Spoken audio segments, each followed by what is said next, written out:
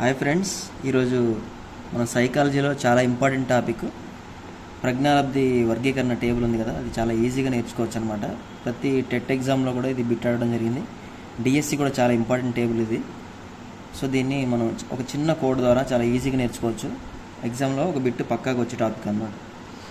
Okay, first ఈ ప్రజ్ఞాలబ్ధి వర్గీకరణ ఎవరు చేశారంటే టెర్మన్ అండ్ మెర్రిల్ అనమాట. వీళ్ళిద్దరూ ఈ ప్రజ్ఞాలబ్ధి వర్గీకరణ చేశారు. ఇది కూడా ఇంపార్టెంట్ బిట్. ఒక్కోసారి మనం ఈ టేబుల్ అంతా చూసుకొని ఇది చూసుకోకుండా వెళ్ళిపోతాం అనమాట. ఎగ్జామ్ ఇదే అడుగుతాడు, కాబట్టి ఇది కూడా గుర్తుంచుకోండి. టెర్మన్ అండ్ మెర్రిల్ ప్రజ్ఞాలబ్ధి వర్గీకరణ టేబుల్ అనమాట. వీళ్ళిద్దరూ వర్గీకరించారు. సో ఫస్ట్ ఇక్కడ చూడండి, ప్రజ్ఞాలబ్ధి, తర్వాత వర్గము, తర్వాత జనాభాలో ఎంత శాతం ఉన్నారు వీళ్ళు. ఓకే, ఫస్ట్ వచ్చేసి ప్రజ్ఞాలబ్ధి 20 కంటే తక్కువ. ప్రజ్ఞాలబ్ధి ఫస్ట్ ఇది నేర్చుకుందాం, తర్వాత ఇక్కడికి వెళ్దాం అనమాట. ఫస్ట్ ఇది ప్రజ్ఞాలబ్ధి 20 కంటే తక్కువ, తర్వాత 20 నుండి 50. 20 నుండి 50 అంటే +30 అనమాట. ఇది +30, 20కి +30 యాడ్ చేస్తే 50 వచ్చింది. తర్వాత 50 నుండి 70 అంటే +20 యాడ్ చేసాం అనమాట, 70. మళ్ళీ 70 నుండి 90 అంటే మళ్ళీ +20 యాడ్ చేసాం. తర్వాత 90 నుంచి 110 అంటే మళ్ళీ +20 యాడ్ చేసాం. మళ్ళీ 110 నుంచి 130 అంటే మళ్ళీ +20 యాడ్ చేసాం. అలా ఇక్కడ మళ్ళీ 130 టు 150 అంటే మళ్ళీ +20 యాడ్ చేసాం. అంటే ఫస్ట్ ఇక్కడ మనం గమనించాల్సింది ఏంటంటే ఫస్ట్ది ఒకటే 20 కంటే తక్కువ. తర్వాత నుంచి 20 తీసుకొని దానికి ఒక 30 యాడ్ చేయండి, 20 to 50 అవుతుంది. మళ్ళీ ఈ 50ని ఇక్కడ తీసుకొని దీనికి 20 యాడ్ చేయండి, 70 అవుతుంది. మళ్ళీ ఈ 70ని ఇక్కడ తీసుకొని 20 యాడ్ చేయండి, 90 వస్తుంది. 90 నుంచి మళ్ళీ ఒక 20 యాడ్ చేయండి, 110 వస్తుంది. 110కి మళ్ళీ 20 యాడ్ చేయండి, 130 వస్తుంది. 130 నుంచి మళ్ళీ ఒక 20 యాడ్ చేస్తే 150 వస్తుంది. లాస్ట్ది ఏంటంటే 150 కంటే ఎక్కువ. ఫస్ట్ది 20 కంటే తక్కువ, లాస్ట్ది వచ్చేసి 150 కంటే ఎక్కువ అనమాట. సో ఇది చాలా ఈజీగా నేర్చుకోవచ్చు. ఫస్ట్ది 20 కంటే తక్కువ, తర్వాతది దానికి ఒక 30 కలపండి, 20 to 50 తీసుకోండి. తర్వాత నుంచి అన్ని 20 కలుపుకుంటూ వచ్చేయండి. లాస్ట్ది మాత్రం 150 కంటే ఎక్కువ అని గుర్తుపెట్టుకోండి.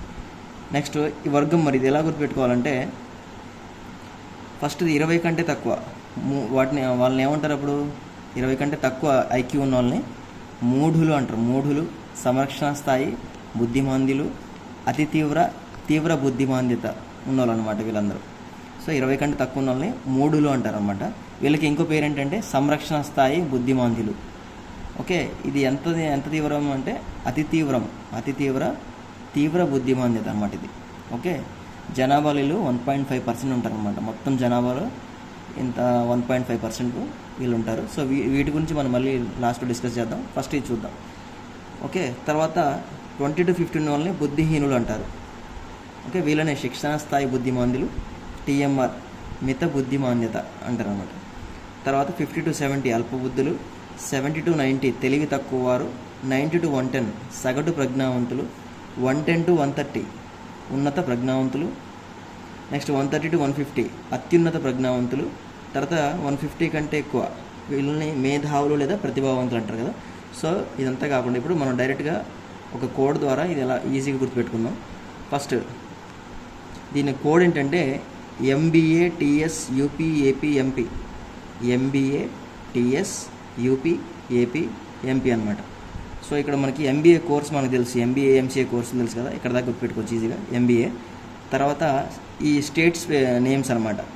TS అంటే మనకి తెలంగాణ స్టేట్, UP అంటే ఉత్తరప్రదేశ్, AP అంటే ఆంధ్రప్రదేశ్, MP అంటే మధ్యప్రదేశ్. అలా జస్ట్ ఒక షార్ట్ కట్ లాగా గుర్తుపెట్టుకోండి.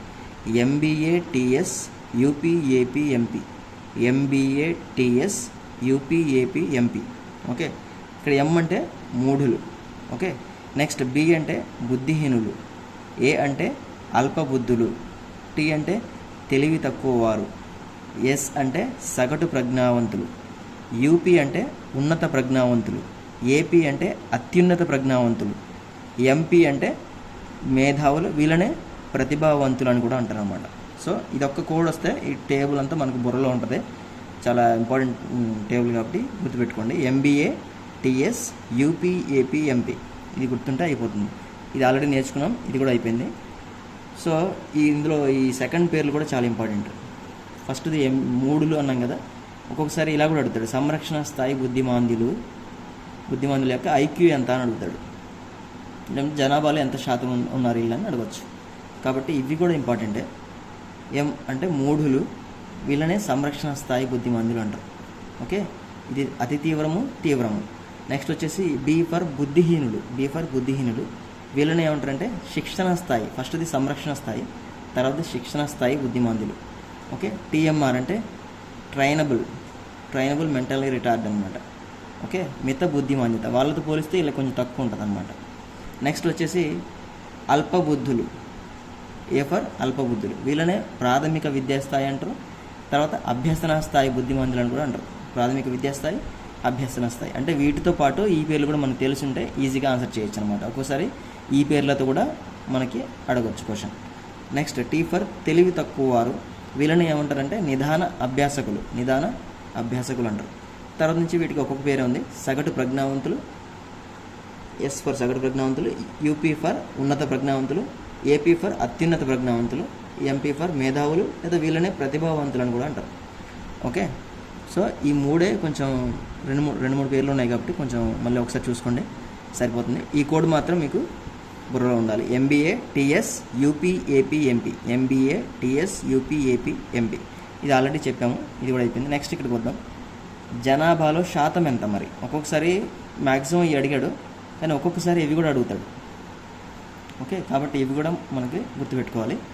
సో ఇవి నెంబర్లు కాబట్టి కోడింగ్ అంత ఈజీగా సాధ్యపడదు. కాబట్టి కొన్ని జనరల్ ట్రిక్స్ చెప్తాను. ఎలా అంటే, ఇప్పుడు జనాభాలో ఎక్కువ శాతం ఎవరు ఉంటారంటే సగటు ప్రజ్ఞావంతులు ఉంటారు.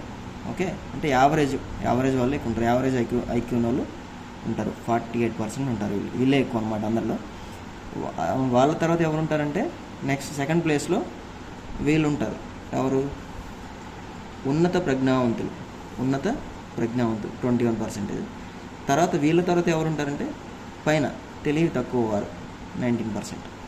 సో ఈ 3 మనకు గుర్తుపెట్టుకోవచ్చు. అలాగా 48, ఓకే, దానిపైనది 19, 48 కిందది 21. ఓకే, ఈ 3 ఇలా గుర్తుపెట్టుకోండి. ఫస్ట్ది 1.5, 2.3, 5.0. ఫస్ట్ది ఏంటి 1.5, తర్వాతది 2.3, తర్వాతది 5.0. తర్వాత ఈ 3 మనకు ఐడియా ఉన్నాయి. 48 పైన 19, 48 కింద 21. లాస్ట్ రెండు వచ్చేసి 3.01, 0.23. మరి ఇది ఎలా గుర్తుపెట్టుకోవచ్చు అంటే మేధావులు చాలా తక్కువ ఉంటారు అన్నమాట జనాభాలో. ఎంత పర్సెంటేజ్ అంటే ఓన్లీ 0.23%, అంటే 1% కూడా కాదు. ఓకే, ఇది ఇలా గుర్తుపెట్టుకోండి. చాలా తక్కువ ఉండేదేమో సో ఇక్కడ చూడండి, మేధావులు 0.23%, చాలా తక్కువ ఉంటారు అన్నమాట వీళ్ళు జనాభాలో. తర్వాత ఎక్కువ ఉండేది ఎవరంటే సగటు ప్రజ్ఞావంతులు ఎక్కువ మంది ఉంటారు, 48% అనమాట. ఓకే, ఫస్ట్ వీళ్ళు లీస్ట్ అనమాట, వీళ్ళు మేధావులు. సో దీన్ని ఎలా అంటే ఒక చిన్న పాటలాగా ఎలాగో గుర్తుపెట్టుకోండి. ఫస్ట్ది 1కి 2-3 సార్లు చూడాల్సిందే, ఎందుకంటే చాలా ఇంపార్టెంట్. ఇవి నెంబర్స్ కాబట్టి కోడింగ్ అంత ఈజీ కుదరదు. సో మనం ఇది ఎలా గుర్తుపెట్టుకోవాలంటే 1కి 2-3 సార్లు చూసుకుంటే మనకి మైండ్లో మ్యాప్ అయిపోతాయి. ఎక్కువ ఉన్నదేమో 48% సగటు ప్రజ్ఞావంతులు. చాలా తక్కువ ఉన్న వాళ్ళు ఎవరంటే మేధావులు 0.23%. ఓకే, ఈ 48కి పైన 19, కింద 21. ఓకే, ఈ 3 కవర్ అయిపోయినట్టు, ఇది కూడా కవర్ అయిపోయింది. ఇంకా పైన వచ్చేసి 1.5, 2.3, 5.0, 1.5, 2.3, 5.0. అలా 1కి 2-3 సార్లు అనుకున్నా మనకు గుర్తుండిపోతాయి. ఓకేనా, సో ఇలా గుర్తుపెట్టుకోండి. ఇంకా చివరిసారి ఏంటంటే ఈ కోడ్ మనకు బాగా important. MBA TS UP AP MP, ఇది కూడా ఎలా చేయాలో ఆల్రెడీ చెప్పాను. సో కాబట్టి ఇదంతా మనకి బ్రెయిన్లో ఉండాలి. ఖచ్చితంగా ఒక బిట్ వచ్చే ఏరియా ఇది, కాబట్టి జాగ్రత్తగా చూసుకోండి. Thank you for watching.